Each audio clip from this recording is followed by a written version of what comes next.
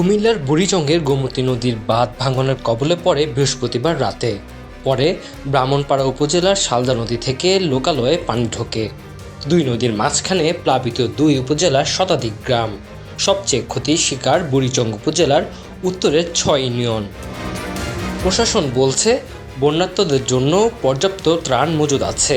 পানি বেশি উচ্চতায় উঠায় আগে দুর্গত এলাকার মানুষকে আশ্রয়কেন্দ্রে যাওয়ার জন্য নির্দেশ দেওয়া হয়েছে। বেশি খারাপ অবস্থা ফেনীর। বিদ্যুৎ বিচ্ছিন্ন ও মোবাইল নেটওয়ার্ক না থাকায় স্বজনদের খোঁজ খবর নিতে পারছেন না অনেকেই। আমাদের লাইফে কোনোদিন এরকম ধরনের পানি কখনো দেখিনি, আমাদের পূর্বপুরুষও কখনো দেখেনি। খালি বিল্ডিং দিয়ে রাস্তা আছে আর কাঠকারি ঘর টর যা আছে সব ভাঙ্গিয়া কেড়ে চুরে মুড়ে গেছে। নোয়াখালীতে 2 দিন বৃষ্টি না হলেও বন্যা পরিস্থিতির খুব একটা উন্নতি হয়নি। মুছাপুরে খুলে দেওয়া হয়েছে স্লুইস গেট।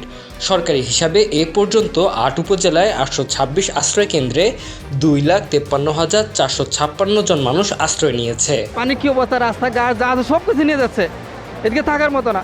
এরপরে সেখানে স্পিড বোট নিয়ে আসছে, মানুষ অনেক ক্ষতিগ্রস্ত আছে, তাদেরকে উদ্ধার করার জন্য 300-400 পরিবার গেছে, সব গরু গোতান বাসায় লয়ে গেতেছে, বাড়ি ঘর নিয়ে গেতেছে, ধান চাল কিছু নিতে পারে না।